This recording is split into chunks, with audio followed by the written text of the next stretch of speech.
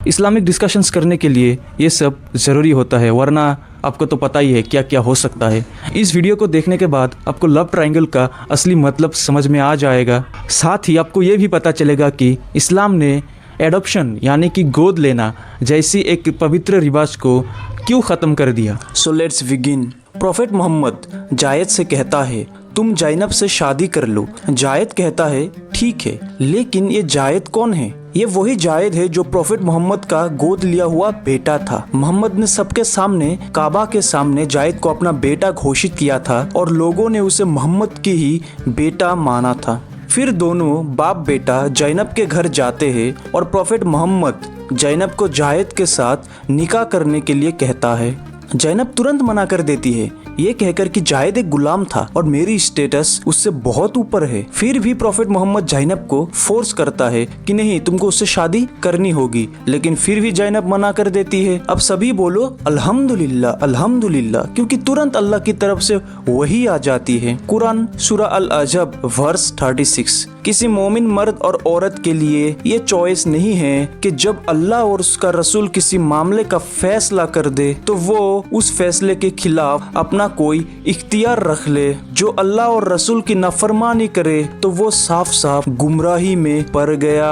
देखा दोस्तों, इस आयत का मतलब है 100% ओबीडियंस। तुम्हारी चॉइस, तुम्हारी मर्जी कुछ भी मैटर नहीं करती, तुम बस फॉलो करो, चाहे दिल से हो या जबरदस्ती। इसके बाद क्या होना था? जैनब मान जाती है शादी के लिए। तो सवाल उठता है, अगर इस्लाम में शादी से पहले लड़की की कंसेंट लेना मैंडेटरी है तो यहाँ पर क्या हो रहा था? ये तो क्लियरली डिवाइन रेवलेशंस का मजाक बनाकर फायदा उठाना हुआ। फिर क्या होता है? दोनों की शादी हो जाती है। अभी आएगा कहानी पे ट्विस्ट, ट्विस्ट पे ट्विस्ट। एक दिन प्रॉफेट मोहम्मद जायद के घर आते हैं। जैनब उस वक्त घर में होती है, लेकिन जायद घर पर नहीं था। फिर वही घटिया सीन। जैनब को मोहम्मद बिना कपड़ों के देख लेता है और मोहम्मद के दिल में जैनब के लिए मोहब्बत जग जाता है और blessings changes heart, blessings changes heart बोलकर वहां से मोहम्मद निकल जाता है। हिस्ट्री ऑफ अल तबरी में ये साफ साफ लिखा गया है। तफसीर से भी हमें ये मालूम पड़ता है कि मोहम्मद अपने एडॉप्टेड बेटे की बीबी के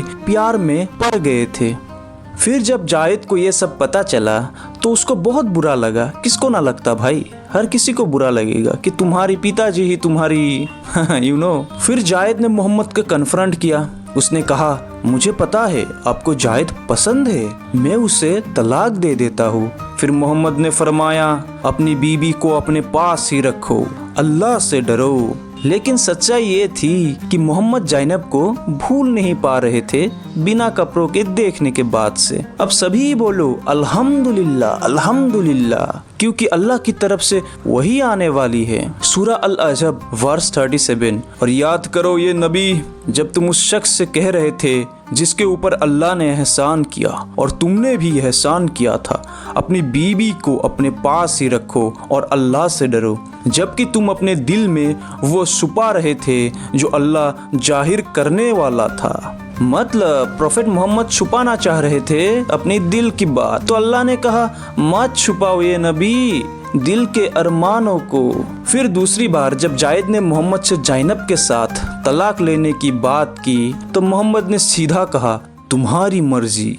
धीरे धीरे ये सारी बातें लोगों को समझ आने लगी, लेकिन लोगों को ये बात हजम नहीं हो रही थी कि कोई अपने ही एडॉप्टेड बेटे की बीबी के साथ शादी कैसे कर सकता है। लेकिन सूरा अल अजब वर्स 37 का दूसरा हिस्सा तो ऑलरेडी था ही प्रॉफेट को डिफेंड करने के लिए। तुम लोगों का डर रख रहे थे, जबकि अल्लाह का डर रखना तुम पर ज्यादा लाजमी था। फिर जब जायद ने जैनब से अपना तल्लुक तोड़ दिया तो हमने जैनब को तुम्हारे निकाह में दे दिया ताकि मोमिनों पर अपने गोद लिए हुए बेटों की बीबियों से निकाह करने में कोई रुकावट ना रहे जब उनका तल्लुक टूट जाए, और अल्लाह का हुक्म तो पूरा होकर ही रहता है। और इसके साथ ही सिर्फ जैनब के साथ मोहम्मद की शादी को लीगल बनाने के लिए एडॉप्शन जैसी पवित्र प्रथा को इस्लाम में हमेशा के लिए एबोलिश कर दिया गया। फिर मोहम्मद और ज़ैनब की शादी हो जाती है। सूरा अल अजब वर्स 40 में अल्लाह एडॉप्शन को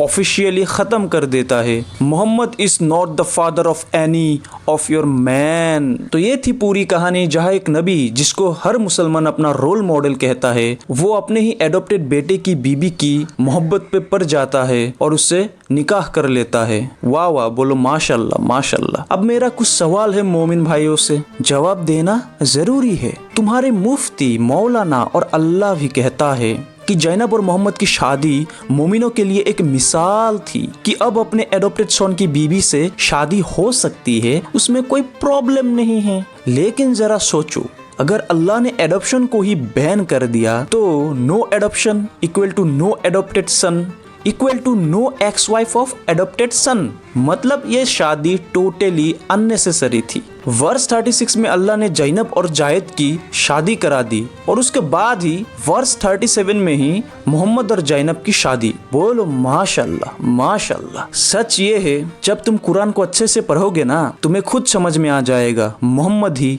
अल्लाह था।